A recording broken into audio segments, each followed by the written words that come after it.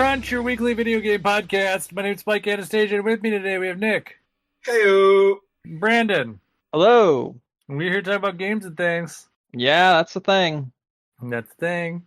Let's do this week. No More Heroes. Yeah. Yeah. That's the only new thing. Mm-hmm. Well, no, Psychonauts 2 is new. Yeah, I got that in there too. I just looked right past the 2. I don't know why. You missed it. You missed it. Yeah. Yeah. Yeah. And then Nick's got an old favorite he's playing. Let's tell us about. Yeah. You guys ready to get into it? Yeah. All right. Let's start with No More Heroes 3. I haven't played too much of it yet, to be honest. Okay. So I'm sure you are like far past where I am. Yeah, I'm 14 hours in. Yeah, that's way past where I am. And yeah, what do you think about it so far? I recognize all this game's flaws and I don't give a shit. I fucking love this game. I was actually really curious to hear what you had to say because it hasn't been too. All right, let me go ahead and correct you right there. There have been two people that haven't been too kind, and those two people love hate clicks, and that's IGN and GameSpot. If you look at any other reviewer, it's like 8s, 9s across the board. I think the lowest outside of IGN and GameSpot is a 7. Let me ask you this. So, is it a difference between people who understand Suda 51 games and just video games in general? Is that the absolutely, absolutely? Because absolutely. like I play like a game like Killer is Dead, I'm like, this game is stupid, but then I remember it's Suda 51, I'm like, this is genius. Yeah, but there's some issues with Killer is Dead too. Yeah, I'm just saying like specifically for its content. You know what I mean? Yeah. So the thing is, if you liked No More Heroes 1 and you were like, I want that, then this is what that is, basically. Yeah. It's more of the same. But that's not a bad thing, because it's still more No More Heroes, you know? Yeah. So, at the end of the day, it's still your foul-mouth, entertaining, silly writing that makes no sense whatsoever, where we have an in-between intermission cutscene that talks about my favorite director, Takashi Miike, for 5 minutes, for no reason other than that's what Suda51 wanted to do. And that's the kind of thing that I can get behind. This is a game that Suda51 was like, I'm going to do what I want, and I don't give a fuck if you like it or not. Mm-hmm. And I really can respect that. And it happens to click with me. I know for a lot of people, it doesn't as much. And I know a lot of the issues with this game are the performance, which I do understand. But then I look at it and I'm like, the Switch is kind of shit at performing anyway. Yeah. So this isn't even the worst performance I've seen on a Switch game. Even though it does have some bad performance in the open world, but the actual fighting segments and boss segments, the performance is pretty much between 50 and 60 FPS at all times during the boss fights. It'll drop into the high 40s, but it doesn't go very, very low. That's basically reserved for the open world segments that don't really matter anyway, because you're just going from point A to point B in the open world, so you can start that mission man, I really want to cut this grass, that sort of thing. And I know a lot of people are like, oh, I have to go and do these repetitive missions to get the money so that I can go and do the big boss mission. And I'm like, yeah, but that's No More Heroes. Mm-hmm. And when I played No More Heroes 2, because I've recently played through No More Heroes 1 and almost all of No More Heroes 2 again. And when I was playing No More Heroes 2, I was just like, this doesn't feel as there's just something missing to No More Heroes 2. It's more streamlined and it's more oh yeah, go do this, go do that. All right, fast. All right, do this, that. And I just didn't. I remember liking it more when I was younger, but I actually think I like the original No More Heroes more now because of the quirky and just weirdness of that open world that feels so barren, yet you could still kind of connect with it because of the open world just being a series of areas that you're like, I remember that area. And while playing this game, I actually was in a few of the areas from the past No More Heroes, and I was like, I remember that area, and I was like, okay, that's kind of cool seeing how it's, advanced from the original No More Heroes to this one now, going through the entire series. I was like, that's neat. And then if you know a lot of the plot lines and stuff in past games, there's just so many callbacks that even if you haven't like played Travis Strikes Again, you're gonna be lost. And this game doesn't give a shit that you are. Mhm. So It's not like it's important stuff though. no, Just not from what I've exactly. seen. But even the game itself like acknowledges it because like I don't know how far you got, but like there's a point where you're just talking with Bishop sitting on your couch, and it's like a in between introduction thing. And then Travis like looks at Bishop and he's like, "Oh yeah, this is the first time you've been in a mainline game. I bet people that didn't play the last one don't know what the fuck's going on right now, do they? Or who you are?" And like they definitely make references to the fact that the canon of No More Heroes also makes no sense, and that's part of the charm, I think, as well with No More Heroes 3. I love this game. I think this game's great. I don't know how Mike feels, but I really enjoy this game. I like what I played so far. I mean, it has some interesting additions to it. I think they streamlined the controls a little bit more, so they're a little bit They did. tighter.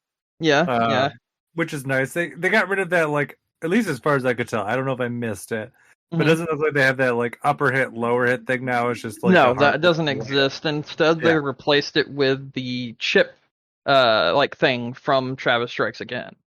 So like you can do like the drop kicks, and you can do like the abilities that you could swap in and out of your death glove that you still have, but now the death those glove. are all still new though. Yeah, yeah. But those added like a nice extra depth. Like I like that.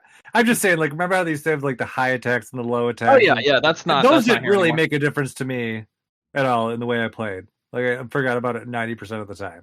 Same. So yeah, so getting rid of them, which is a smart idea, and like you said, they added the death glove eye things, which at least from the one that I've seen so far, like I like it, and it charges like they made it sound like it's a really cool special attack, but it charges up really fast. So it's not Yes, like and you can actually level yourself up and charge it up even faster. Yeah, so I've been like spamming them during boss fights too. Like I'll slow you down because it took the like main ones from Travis Strikes Again. So the telekinesis one where you pick them up and throw them like with the glove without ever touching them.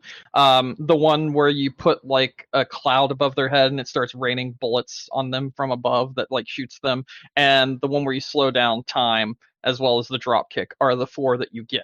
And then you can make chips that enhance them and like makes it better.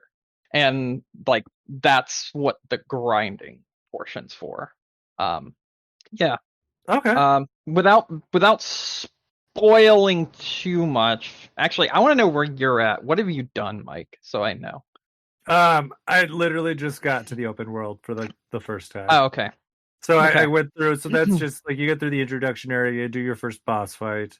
And then I did a couple missions in the open world, and that's where I stopped. Okay. So that's it. All right. So, I'll say this. You know, the little, like, oh god, what were they? Like, the visual novel elements from Travis Strikes Again. You know, where it became, like, a green, like, looked like a Game Boy screen, and they're just talking back and forth and that sort of thing. You can do something similar to that in this game, and that's where your side missions are. Okay. And then there's one really cool one. It's not missable, but, and I won't tell you which one it is, but it allows you to open up a gachapon room. It's just a room where you can buy gachapon, so you can grind out money in the side missions, and then go and try to collect all the collectible toys. Oh, cool. Yeah, it's pretty neat. I would recommend doing it just because, I don't know, it's weird. And that's kind of the thing about this game. It just doesn't give a fuck. It just does not care what it does. And I really dig that about it. Yeah, I mean that's always been great about No More Heroes as well. So I mean it always does a great job just being like, whatever, we're whatever the fuck we want. Like this whole story is basically the same thing. It's like, yeah, we don't know what the fuck we want to do. We're doing something fucking crazy. Here we go. Ready for like because they had that intro scene that I think they showed at like the Nintendo Direct where they unveiled Yeah, the one with the alien. Yeah, it made food. no sense. They're like, what game is this? And then it's just like No More Heroes, and you're like, what? And like you're like, how did you get point A to point B? No fucking clue, but that's where we are. So yeah. So it's an interesting way to expand No More Heroes, I think, because they're just like if they just had to be like Sylvia, just be like, yeah, there's another Assassin's League for no reason. They're just here again. It's not a scam this time, I promise. And you'd be like, shut the fuck up, you dumb bitch. So this time at least they I mean, it's a very like unbelievable story, not like the other ones were, but this one definitely, because you got aliens and everything. But it's just what makes it fun. I actually like that you're kind of wrong about that, because just at one point Sylvia shows up, she's like, welcome to the Galactic Assassins League, and he's like, are you fucking kidding me? We're doing this again? Like, just straight up. Yeah, no, I mean, once you kill the first one, they're just here it is. They had the guys in the hazmat suits burning the body again, but this time it's an alien, and you're just sitting there like, really? We're doing this again? Yeah, like, because there's like all the eggs and stuff is what it was. Yeah, it looked like the eggs from the actual movie Alien too. It's cool. They make a reference about that too. Mm-hmm. So, yeah, so they had that. That was interesting. There was something else I was just gonna say. Oh, that whole like, I don't know, like Super Nintendo-ish game or whatever you're playing at the beginning. Like, I didn't expect to be playing that was so weird. And like the fact that every time you beat like one of the ranks, you get like a anime ending for that ranking battle. Like it actually plays like a theme song, and it like closes out like an anime ending. And then at the end of it, it has like the countdown, like you're watching a Netflix show. And it says like 1, 3, 2, 1, and click here to continue, that sort of thing. It's just, it oozes style. Like this game is very stylistic, and it has a really interesting like aesthetic just in general. But yeah. And then there's the technical bits of it. And like I said, the technical issues with this game are the fact that we're playing it on the Switch. Like that's really all it is at the end of the day. And it really sucks that that's what a lot of this is coming down to. And it kind of makes me think again, like we don't need an upgraded Switch. And then I see games that are like, this game's clearly being held back by the hardware. And that's a shame. And we see those more and more often now. And that's a major shame. And so I'm like 50-50 on this, because obviously, like you said, like the battles run really smoothly. They do run very smoothly. So it's just like, I think it's kind of like what we thought when we saw this at the E3, where it was just kind of like the overworld was not a priority, and they just didn't put as much time into it to fine tune it. So it just kind of sucks. No, I actually don't feel that way, and there's a reason for that, right? Yeah. So here's my reasoning. This game already runs on an emulator. This game could run at 60 FPS on both the open world and you can run 60 FPS consistently in the fights, and the open world consistently can run at 30 FPS. The open world is locked at 30 for some reason. That's what they just decided to do. But like those two things, having them locked at a frame rate when you have higher end hardware and not having the big issues that you have on the Switch itself, makes me think that this is a shortcoming of the hardware that it is played on, more so than anything. Well, I mean, you throw no power at anything's going to run great. I mean, that is very true. But I mean, like, it's Suda. Like, if you, it'd be a very hard sell for you to tell me that it was the hardware was the only thing that was holding him back on this. Like, I just don't. No, I don't disagree, because Suda definitely is one who's like, I'm gonna do things. I'm just gonna do things, like that sort of thing. He has definitely had some problems in the past, like we talked about with Killer is Dead. And with Killer is Dead, that game literally has screen tearing in the PlayStation 3 version. Yeah, so it was horrible. Like, yeah, but I think that was an element of having the unlocked frame rate, but the PlayStation 3 being like, what the fuck do I do with this? Basically. I don't know what to do with this thing. Exactly. I think it actually runs like at a locked 60 now on the Xbox Series X and Series S, because you can buy it digitally on there. And if the frame rate is locked, I'll have to double check, but I'm pretty sure it does run at like just a nice unlocked frame rate, that sort of deal. Well, not unlocked, but locked at 60. So yeah. But the game in general is a lot of fun. It can be repetitive, but when like someone tells me that, hey, it's No More Heroes, it's like, okay, well, I'm expecting to grind out things. I'm expecting to do this, that, and the other. Like that's part of the game itself. That's not that's not going to go away. If you were expecting it to go away, then you don't understand No More Heroes. Yeah. So no, I think that's fair. I mean, you expect it to be somewhat similar to at least the last couple games. And if you expected anything else, then you're crazy. It's like that is basically what this game is. Like you said, it's doing the rankings and getting money to do the rankings. Yep. That is how it works. It has a lot of twists, though. I'll just leave it at that. It has a lot of twists. I feel like Suda just kind of flipped a coin every match and was like, what weird shit am I going to do now? Yeah. But that's just how he is. You just never know. I think that's one of the good things, without spoiling anything. I think that's one of the good things about this game is like, even though you are just doing the rankings, the boss battles are inventive in a way that's like, oh, I didn't see that coming. It's got some really weird elements like that. Yeah, I heard. Just when I was just getting news, they were talking about like oh, one of the boss battles in No More Heroes 3 is just genre breaking crazy. Yes. And I was like, I don't know what that is, but I've not seen it yet. Yeah, that one's interesting. Yeah. So we will. Well, I will see eventually when I get to it. Yeah, I really liked what I played so far, and I really don't have any complaints. Me neither. So, I actually, I was playing it most of last night.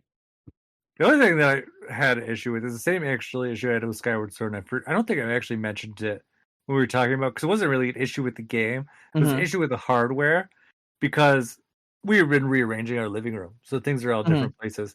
I used to keep my Switch like right next to me where I sat and just had a big HDMI cable like run to the TV, but I don't have that anymore. So now like the Switch is like across the room for me, and I forgot how easy it was to, like, if you're just playing with the Joy-Cons, how easy it is to like block the signal with your hands. Oh, okay. I'm using the Pro Controller. Yeah, and that's a fine way to play, but I was like, oh, I like the motion controls in No More Heroes. So I'm like, I'm going to try to do it. And every once in a while, I'll just... No, actually, I wanted to ask you, how is the motion controls in No More Heroes 3? It's fine. It plays just like all the other ones. Nothing crazy. Yeah, just like if it was a Wii game, that would play exactly the same way. You use the buttons to swing around your sword, and then every once in a while, you get like the move your controller this way, and you slash, and that's it. So... nothing too crazy, but it is fun. Okay. Yeah. So I mean, that's the only way I've played it so far. I might try the Pro Controller, because I like the fact that it looks like the Pro Controller would be more conducive to it than the last two, just because of the switching. Because when you have the high and low attack buttons, that's kind of annoying. But since they changed this one, everything seems like it'll be like much more normal. Oh yeah, everything's like much more condensed on the Pro Controller. It just feels nice to play using it. Yeah. So that's it. That's all I got to say about it. It's a good game, very good game, in my opinion. Yeah. The only other thing I want to add, it's not related to No More Heroes directly. Okay. But just kind of like a follow up on something from a couple weeks ago. And Nick, you didn't hear this. No. So, because my birthday was at the beginning of last month, if you remember. Yeah. And I was telling Brandon, I'm like, oh, Nintendo sent me a coupon for like 15 or 20% off the store. Oh, yeah. Yeah. And I was like, oh, I'll use that on No More Heroes. And so I was looking at it, and I'm like, well, where do you put in a coupon code? Because they sent me a coupon code for 20% off the store. And I was like, I don't know where to do it. So I like Googled it, and no, it's not a coupon for games. You silly.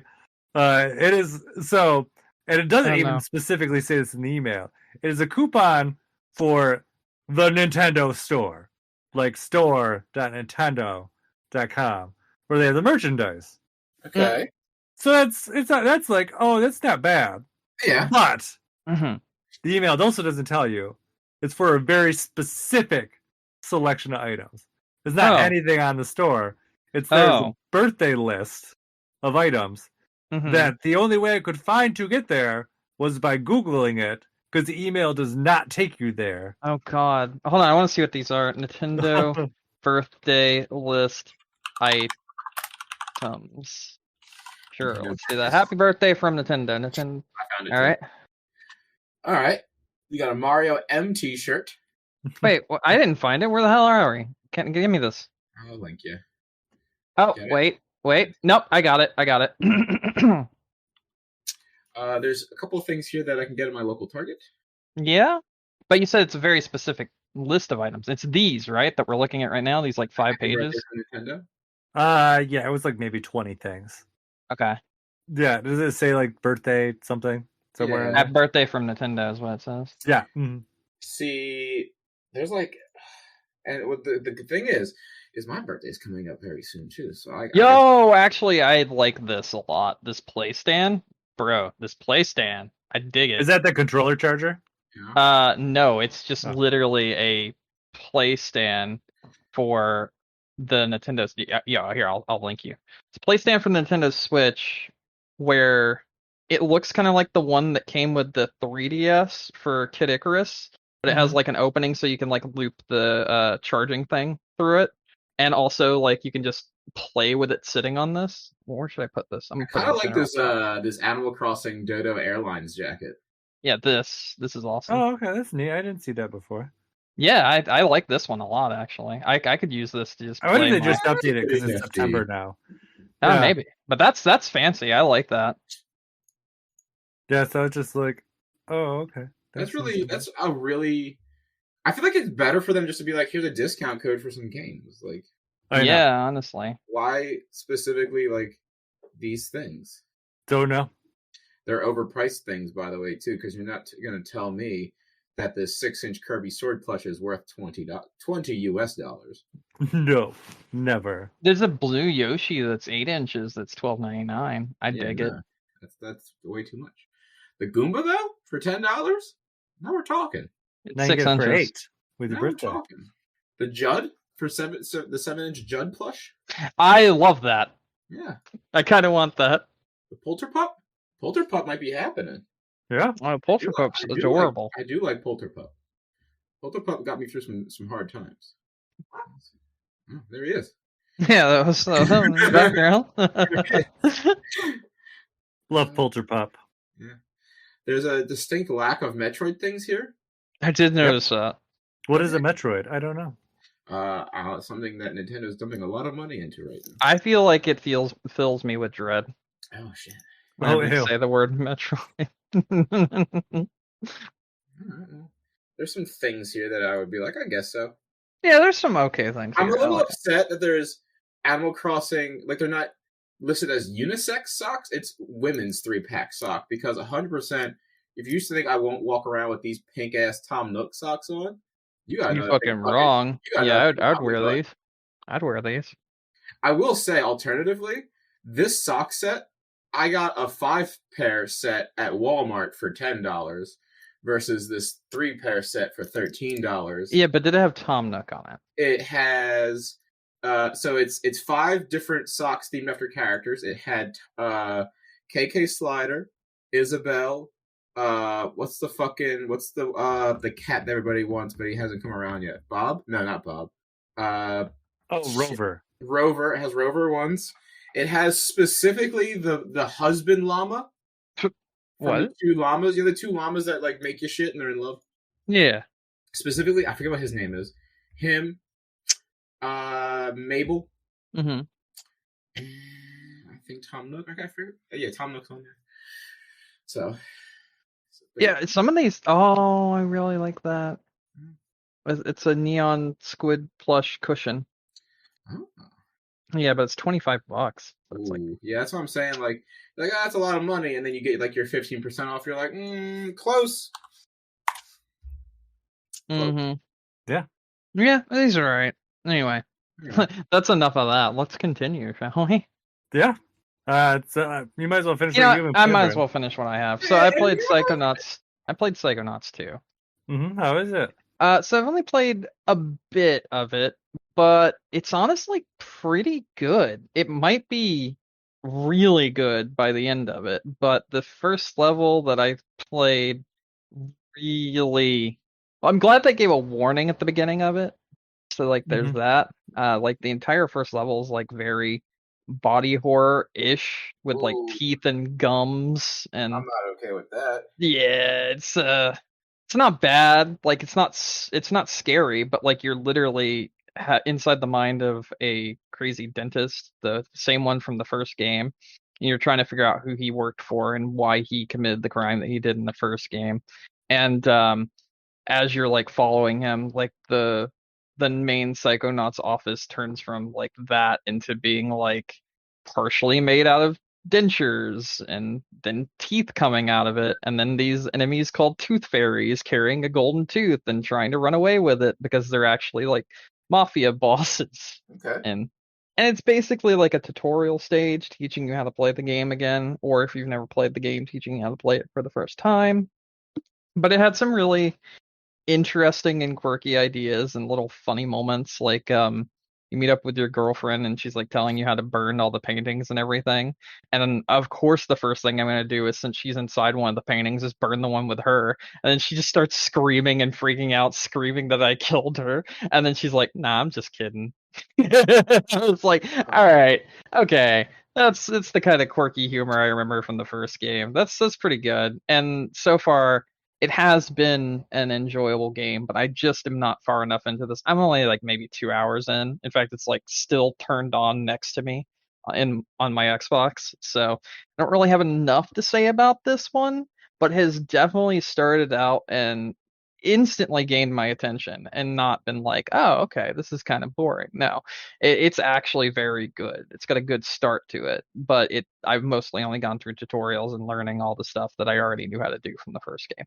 It does do some things, like when I was chasing Dr. Lobato, like he was like, I don't think you know the gravity of the situation or something, and then like he jumped onto the wall in front of me, which was the ceiling, and then I had to like platform, and there's some like very mind-bendy things, obviously. They're like, okay, that's kind of cool. Like I had a lot of moments even in the first level where I was like, all right, that's really cool.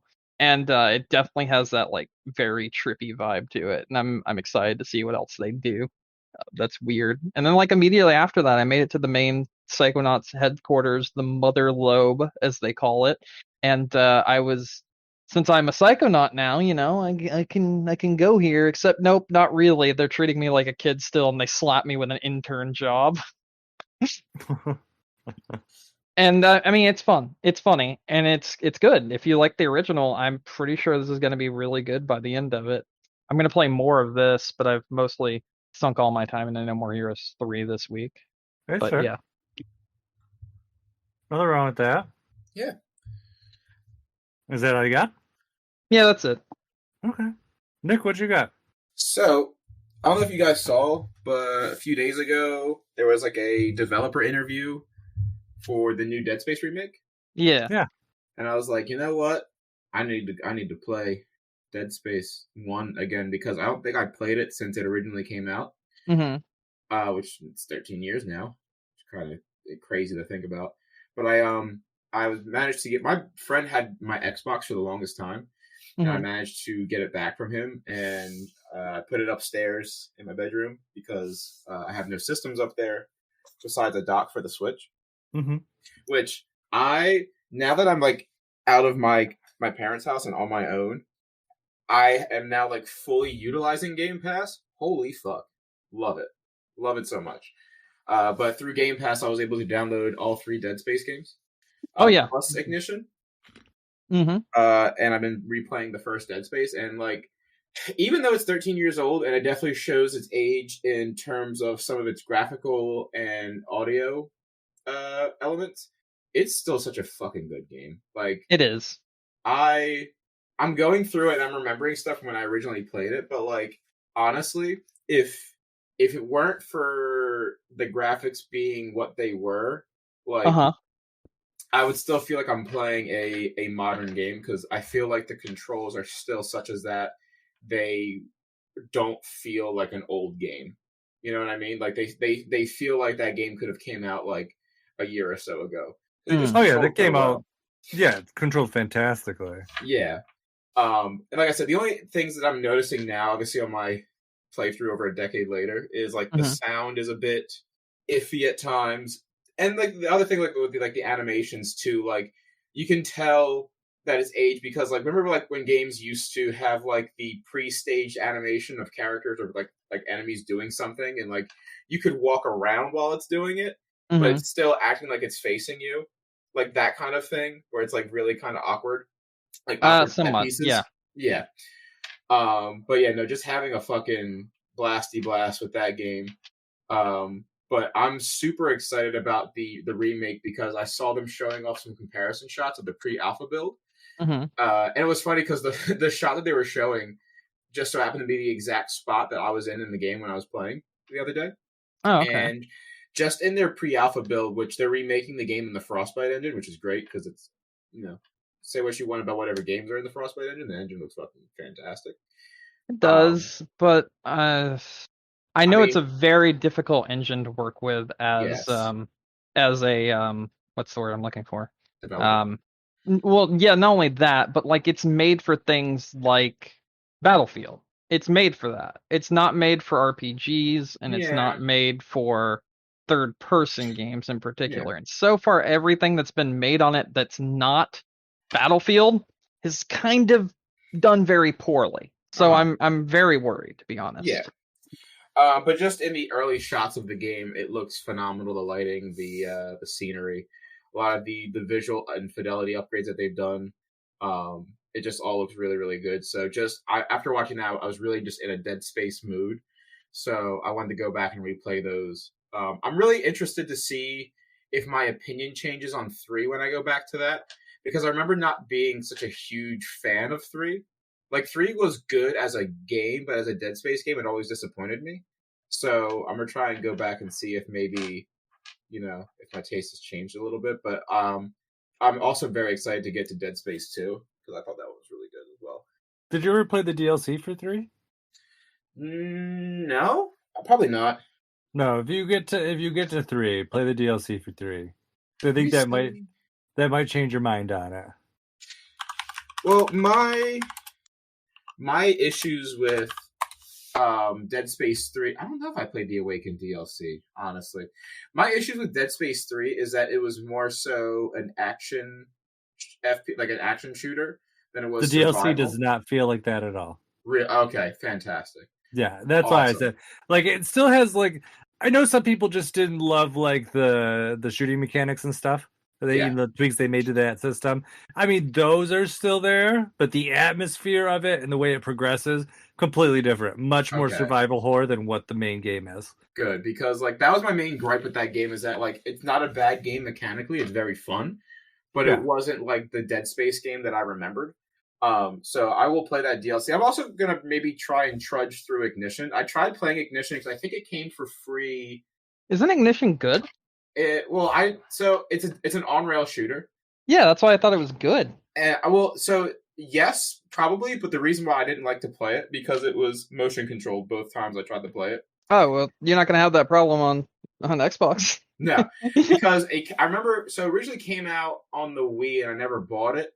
Mm-hmm. And then when Dead Space 2 came out I think it was Dead Space 2 when that came out for PS3, or maybe Dead Space 3, one of the two. I thought that was Extinction.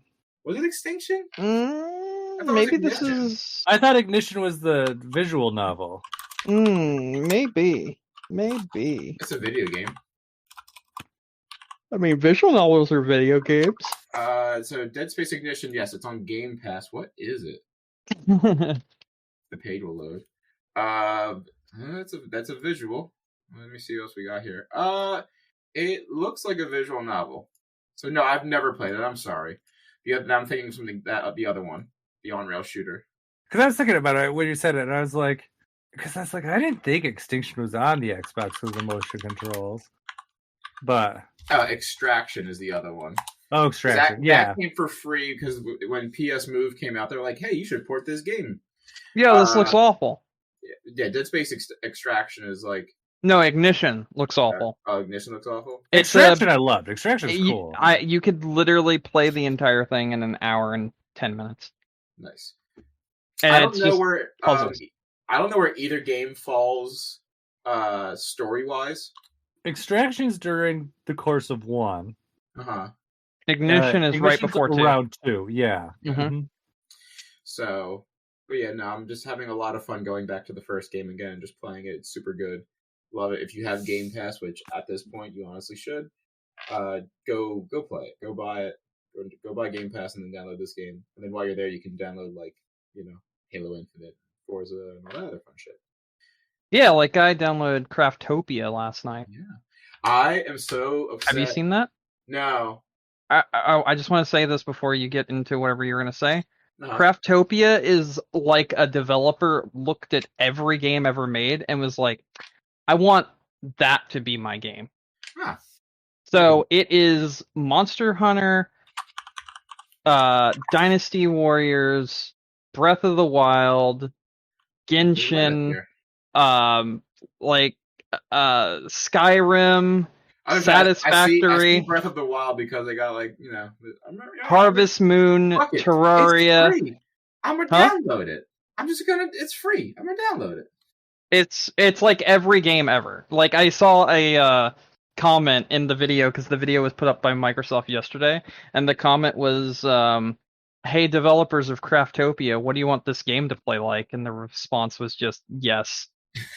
I will download it and enjoy that. But no, I was gonna say I was really upset because I tried getting my hands on the Halo. Oh, it's got Pokemon in it too. You can capture animals with Pokeballs that you can craft. I was trying to get my hands on a Halo Series X this week and was not successful.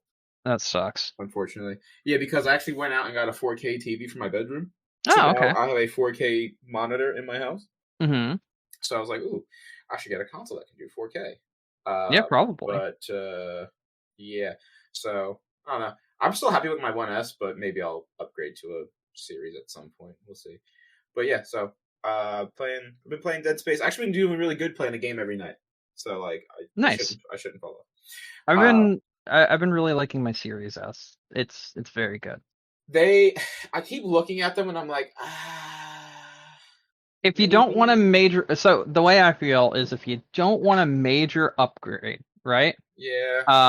And you already have a PlayStation 5, which you do. I do. Then you might as well just get a Series S. That's true. You know what too? I like the size of it because like I was thinking about the Series X and I was like, where the fuck am I gonna put this? Because the Series S literally fits underneath my monitor. Yeah, my 1S fits so perfectly in my TV stand in my bedroom that I'm like, where the fuck would I put the Series X? Because the Series X is not a huge boy; it's an awkward boy, and I'm like, I don't know. And then now that I know I'm just going to be using my Xbox as a Game Pass machine now, and I'm not going to bother with like getting physical games for it, and I'm like, maybe that's not such a bad idea. So I'm going to waffle on it for a bit, but my only fear is if you can find one at retail price, that's what you should do.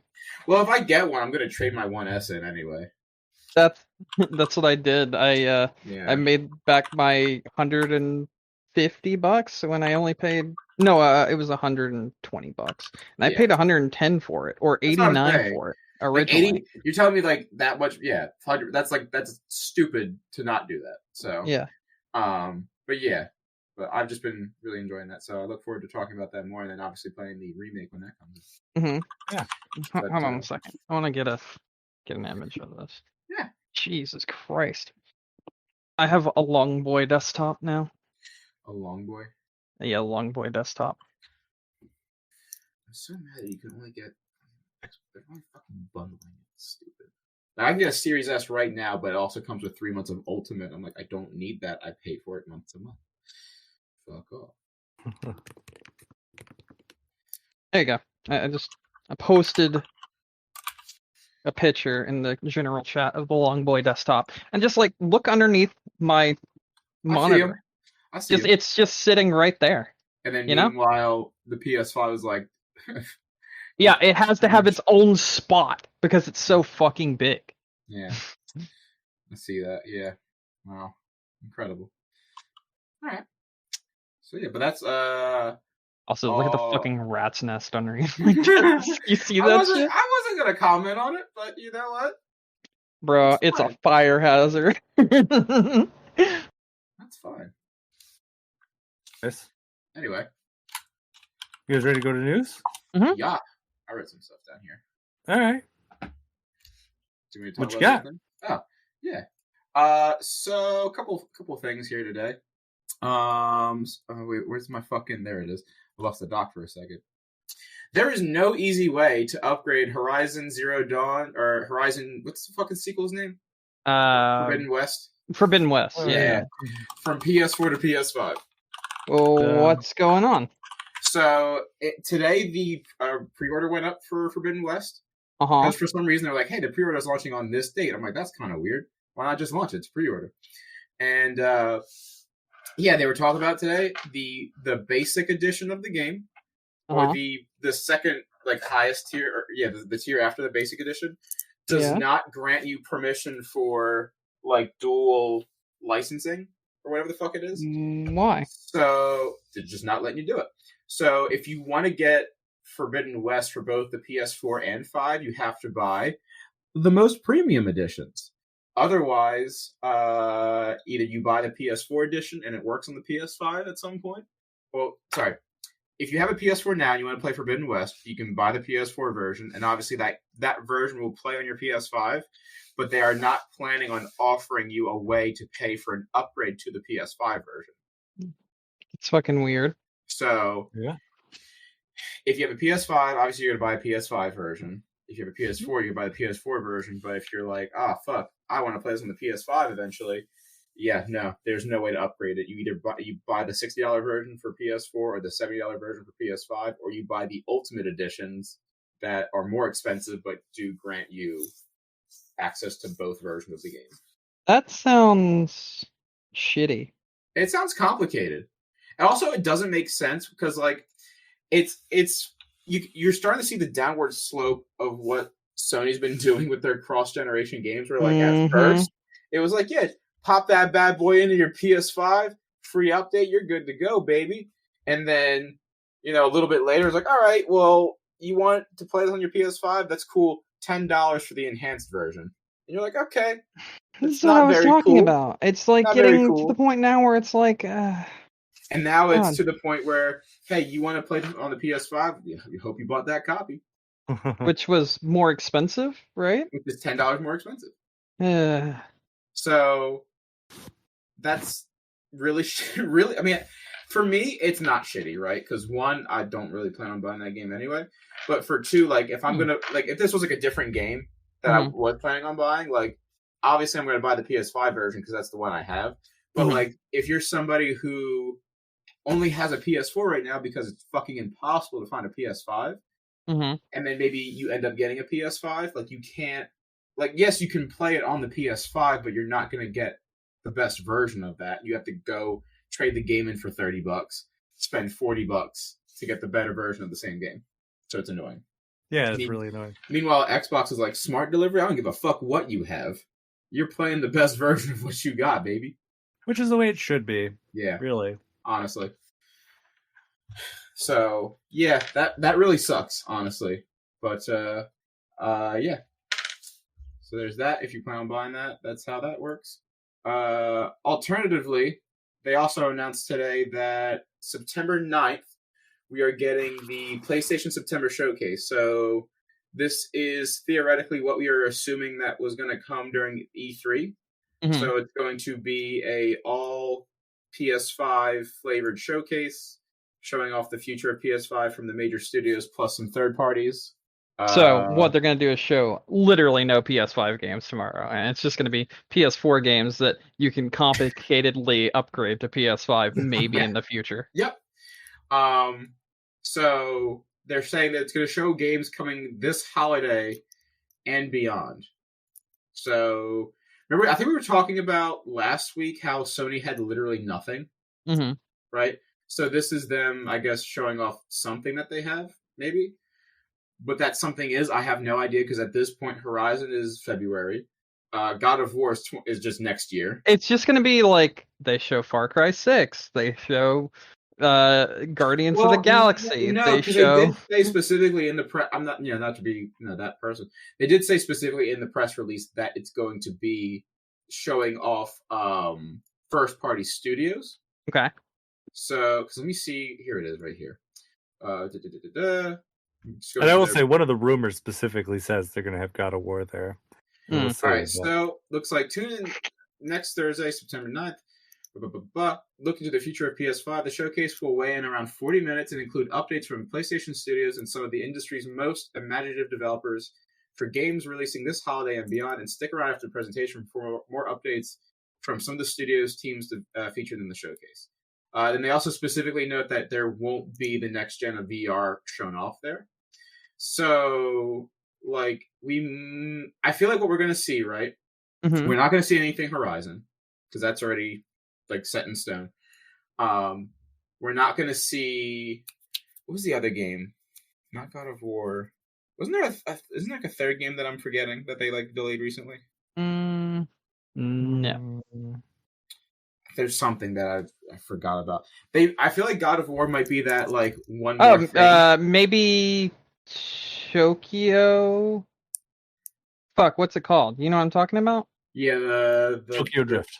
Yeah, Tokyo Ghostwire Tokyo. We're 100% gonna see Deathloop because it comes out 4 days after, and they're like, "This is the last Bethesda exclusive we're gonna get." So we're gonna Deathloop comes out. So, like, that's gonna be wait, what? Definitely, I didn't know that. God of That's War. Cool. Yeah, Deathloop comes out the 14th. Yeah. Yeah, like I said, God of War is probably gonna be like their one more thing moment. But as for, like, what's so we'll see stuff like holiday, Deathloop, Battlefield, Call of Duty. I would hate that. Like I said, they did specifically say PlayStation Studios, so I'm hoping that that'll be the one more thing. Studios, not studio. That's my thing. Like, I hate. That's like one of my main gripes with E3 too, right? Like, you'll have, like, Ubisoft show off their showcase, and then, like, Xbox will come in, like, 3 days later after both, like, Ubisoft and whoever else is gone, and, like, a good chunk of their showcase is just what their third-party developers have shown off. So, like, I would really hate if they're like, "Hey guys, sorry we kept you waiting. Here's our showcase that we should have had back in June." And it's like, here's B-roll of Far Cry 6 and Battlefield 2042 and Call of Duty. Like, that would be super fucking annoying. I do have a theory that we're going to see Abandoned, and then maybe that's going to be, like, a thing where, like, we're going to actually find out if Abandoned is just a third-party studio, or if Abandoned is legitimately a... I don't think we're going to see Abandoned, period. I think Abandoned has now been abandoned. I mean, maybe. Da-da-da. So, there's that. But yeah, so we're going to have something coming from them this holiday season. Yeah. That might be. No idea. But, just... So, it'll be around 4 o'clock our time, too. So, let's see. First party PS5 games. Well, here's my thing. First party studios. PlayStation. They'll show Death Stranding. That's what they'll do. Oh, they could do that. Is that PlayStation Studios? It is Sony Interactive Entertainment. We might, wait a minute. You know what we might see? Silent Hill or whatever the fuck. No. We might see the multiplayer reveal for Last of Us 2. Yeah, we'll probably see that. Because I'm looking at the first party studios, right? So Guerrilla, like, it's Horizon, gotcha. Team Asobi, whatever the fuck it's called. They're not showing anything off. Santa Monica, God of War, like I said, that's going to be shown off at some point. Insomniac just released Ratchet & Clank, so unless there's a DLC coming, no. Yeah. So I have a feeling we might see that from Naughty Dog, because Housemarque is still in Returnal mode, probably. I wish they would just show us a DLC for that. I'd buy it instantly. Polyphony might show us Gran Turismo. Maybe. Yeah. Maybe. But yeah. There are apparently, back in March, they said there were 25 first-party PS5 titles in development. Yeah. We've seen like 10 of them. So we'll probably just see some new shit, and then a bunch of, like, third-party shit as well. Yeah. So who knows? But yeah, so that's coming on the 9th, so... Oh, rumored games. Here we go. That sounds good. Hey, go ahead. I'm trying to find them. Okay, I was like... And I just found it. I was like, oh. Okay. Well, no, I'm looking at them, and I'm looking here, and I'm like, these don't sound... We're waiting. These don't look correct. We're waiting. Like, this one literally says, The Last of Us Remake. Like... What? Ooh, wait a minute. Hold up. That might be actually true, because remember that's the thing that's happening. Yeah. Oh. This one says... Oh, you know what's going to happen? Ooh, this is exactly what's going to happen, because The Last of Us HBO show just finished filming not too long ago. They're going to be like, here's the release date for Last of Us series. Also, while you're waiting for that to come, here's the first game, remastered, coming out this holiday. Oh, I hope they do that. I really do. That's 100% what they're fucking doing, baby. I will die. I'll be like, oh wait, I'll just go to Reddit and type in gaming rumors. That's a good fucking... I'm gonna do you one better. I'm gonna go to Google and type in gaming rumors. It'll let me to Reddit. I usually get my rumors from gaming Reddit. I'm going to N4G. Apparently we're getting Mario Galaxy for the PS5. That's crazy. Hell yeah, dude. God of War will be featured at the PlayStation event. Forspoken. Andy Robinson was told that there are super announcements in this event. Okay. Super announcements. However. We might either hear at this or a Square Enix TGS show about FF16. Battlefield will have its own beta announced, and it will be for September 22nd. Yeah, that makes sense. We're getting Halo 3 for the PlayStation finally? Yeah, there it is. It's coming. Nice. Wait. Oh, there's a Lost Judgment demo coming. That's neat. Oh, yeah. Oh, I played a game of... Oh, fuck. I was just reading this and I totally forgot. I played a game of Vanguard over the weekend. The new Call of Duty. Oh. Yeah? Yeah. Okay. What's that? No. Just absolutely no. The game mode they allowed you to play was like... It was just shit. It was like worse than shit. It was like a pseudo like fight to the death sort of deal where like 3 teams of 3 fought each other in this very condensed map with very little destroyable physics, but also like you could collect money and then you could use that to upgrade your weapons by pressing like right on the D-pad, and it added like all these attachments to like World War II weapons that really shouldn't have attachments, and it just looked weird. It was very clunky and it just kind of sucked. Sounds fun. Yeah, it was garbage. Nice. So yeah. Yeah. Oh, okay. Here's some potential games. All right, here we go. Actually, potential games: Last of Us, Factions 2. Fractions. Factions 2. God of War Ragnarok, GTA 5's update for the Xbox for the PS5. Oh no. Horizon Forbidden West, because it's been at every single one of their conferences that they've had like some big game announcement. Ghostwire Tokyo, whatever Firewalk's new game is, Guerrilla Games' second game that we have no idea what it is yet, Little Devil Inside, FF16, Gran Turismo 7, and Bluepoint's new game that they haven't shown off at all yet, and Forspoken. Oh yeah, I would shit if it's the Metal Gear Solid remake that supposedly has been rumored for so long. Oh god, that would be awful. Shit. Would it? It's not being made by Kojima. He doesn't have the rights. So that's Konami. No, so that's a company that the doesn't... rumors that Bluepoint is doing it. Okay, it's still not Kojima. So like, you know, like Kojima made Metal Gear Solid. Like let's be honest. Well, yeah, that's a fact. It's a true fact. No, I mean he also... I'm not going to be like, no. He also made Metal Gear Solid what it is today. If Kojima hadn't worked on Metal Gear Solid, it would have just been a generic action game, that sort of thing. Yeah. And because of that, I feel like any other company taking over for Metal Gear Solid is just like, nah. Yeah, I don't know. We'll see. Yeah, we'll find out. It's a week away. Yeah. People in this topic are like, I'm praying for a new Jak and Dexter. Yeah, keep praying. Yeah. Whoever God's listening.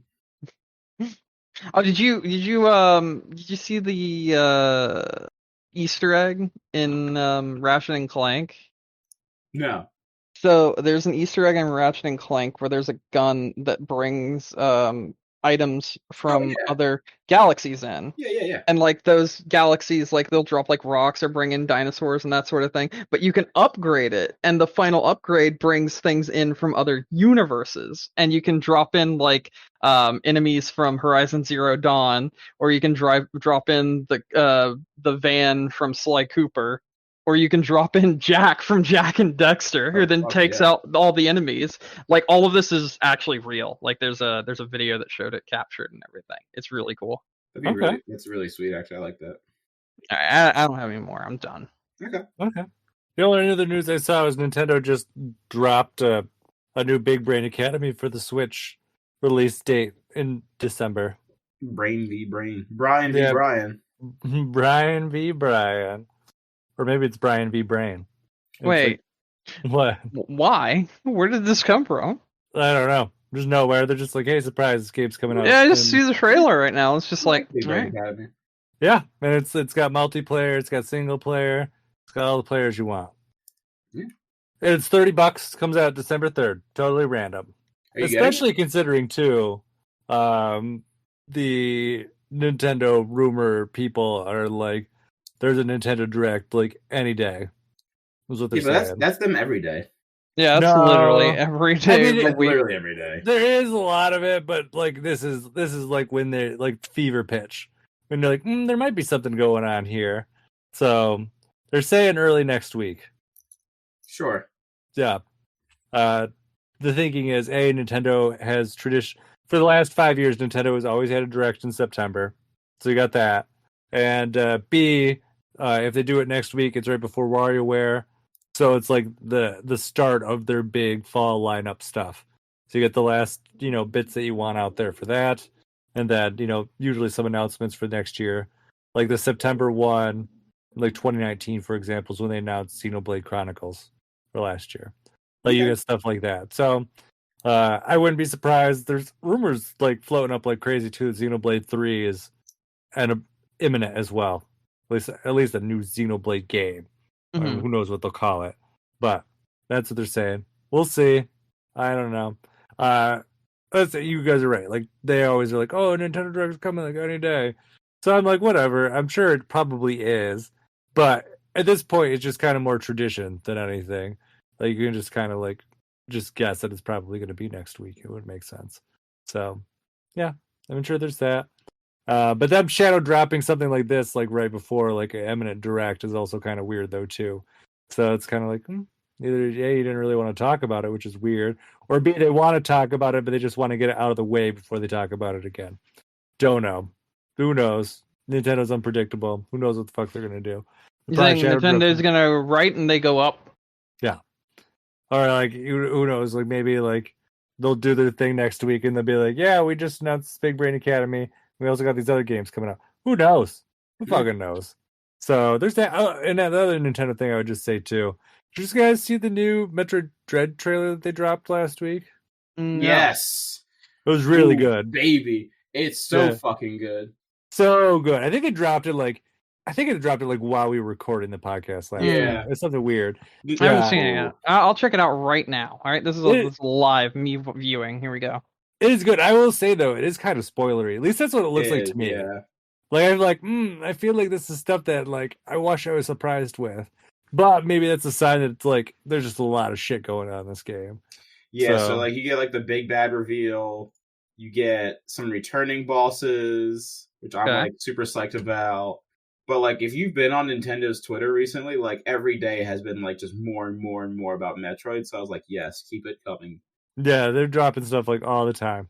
Usually, while Brandon looks that up real quick, did you guys also see the Puma shoes?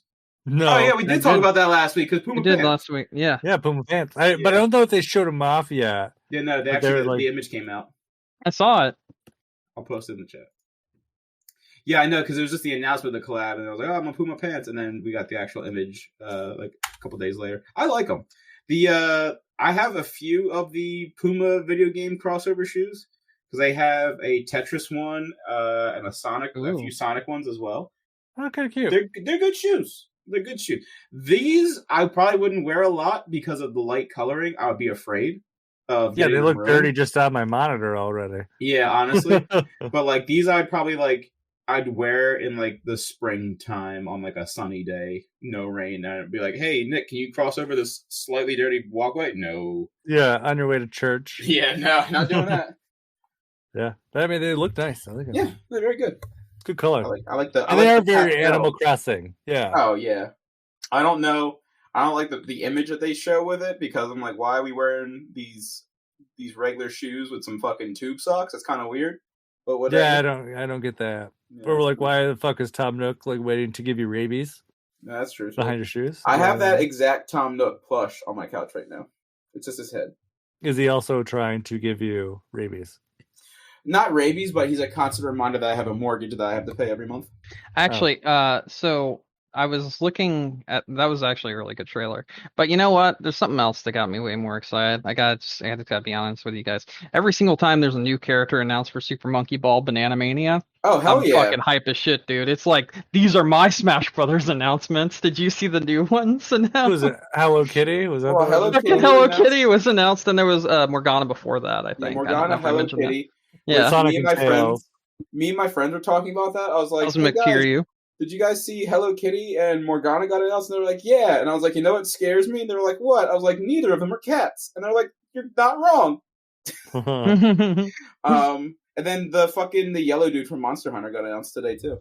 Oh, weird. What? Yeah, what's his name? Hold on. Super Monkey Ball. Nope, not Super Mario Sunshine. Super Monkey Ball. I don't know what his name is. That's from Monster Rancher. Monster oh my Rancher. God. Suizo? So whatever. He looks like a fetus. What are they doing? Yeah, so he's in there, or it's in there. Hello Kitty's trapped in a spherical prison. I like that he collects CDs instead of bananas. Who? The Uezu. Oh yeah. Yeah, he's there. Morgana looks dumb inside the ball. It's great. Stay inside your fucking prison. But yeah, they've just been announcing a bunch of different DLCs now for the game. Does Hello Kitty collect hearts, or is it? Oh, it's apples. That's so cute. Yeah. I forgot that. What's his name is in it too? Kazuma Kiryu? Well, him and then Jet from Jet Grind Radio. Beat. Oh, I'm sorry. That's his name. Jet. That's okay. Classic Sonic's in it. Love that. Mm-hmm. Dude, this game's shaping up to be a fucking banger. You know, as soon as they announced Hello Kitty, I was like, you know what? Yeah, I'm in it. It was Beat for me. I saw Beat and I was like, yo, they do remember that Jets and Grind Radio exist. I have a odd liking for Sanrio stuff. So I love Sanrio stuff. Yeah, Sanrio is great. So once they showed off Hello Kitty, I was like... You seen the Dreamcast? Yes. I want one. I think that's kind of why they put her in the game, because like Sega and Sanrio has always had like a history together with things. So maybe they were like, hey, this is a Monkey Ball game that was being remastered. Let's play Hello Kitty. But yeah, so that game is actually coming out in a little over a month. So I'm gonna get that. Looks very good. We got it. But yeah, so okay. Anything else? Anything else? I'm good. Yeah?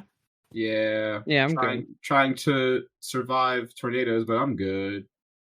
I mean, worst case, you just go to Oz. No big deal. That's true. Oh, dude. I watched a video last night that was so crazy.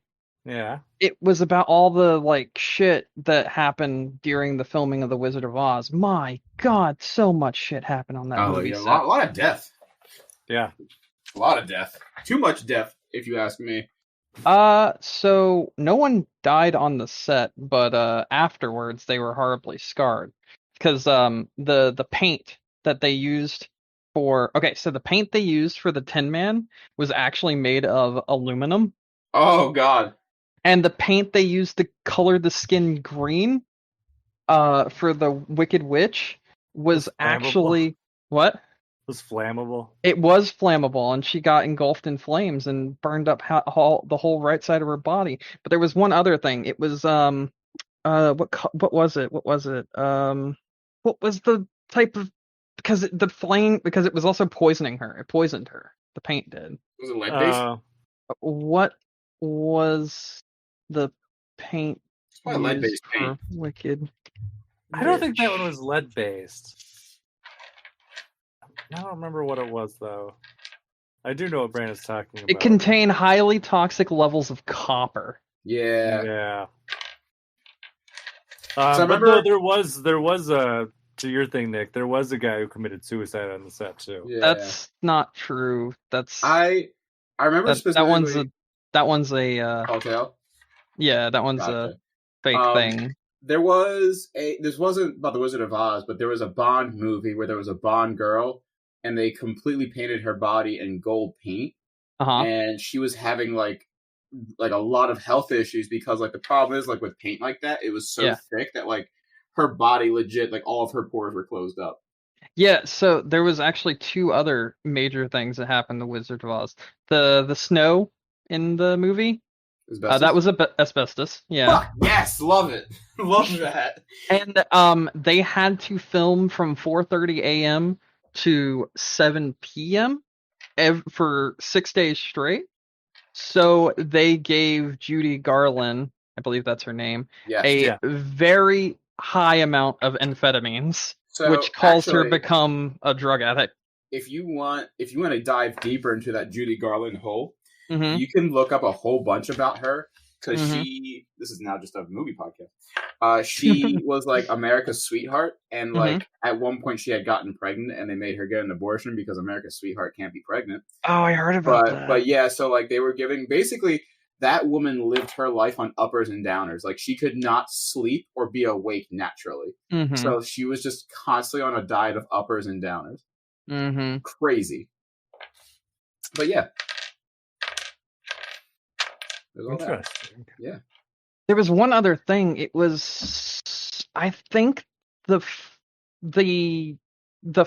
that the Cowardly Lion was wearing was like something like 110 pounds that he was having to hold up every single day. So he kept passing out from exhaustion. Wow. Because it was actually like a real lion's mane that they had grafted onto him and everything. We killed a real lion. Here you go. Oh man, I know. Who knew? Yeah, I don't know what brought about that tangent, but he was like, "I just watched this thing." Yeah, Nick was like, "I'm dodging tornadoes," and I was like, "Well, oh yeah, that's it. That's the one." Yeah. Anyways, you guys ready to wrap up? Yeah. All right.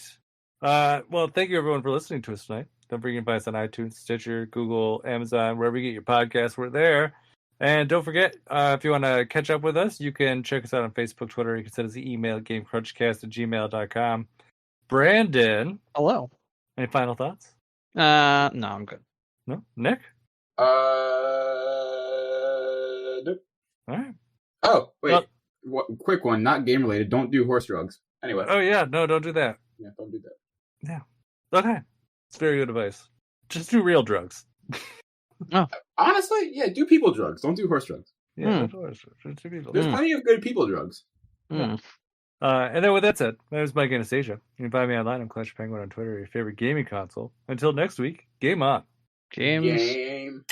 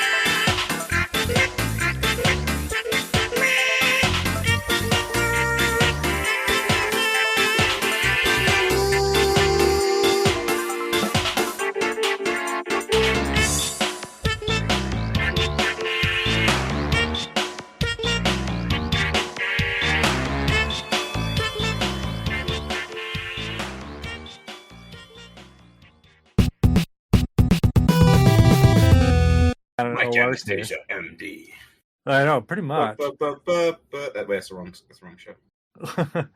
And so, like, he had me, like, it was a laparoscopic surgery. So, like, one hand, I got this little claw arm thing holding this lady's gallbladder. and the other arm, I'm holding the camera and moving it around. It's got buttons set up like a PlayStation. Dude, that's awesome. Yeah, the square button is how you take pictures on a laparoscopic camera. Just so you know. Honestly, probably better than most of the PS5 exclusives we got this year. Way more realistic too, let me tell you. Lighting's incredible, very real time.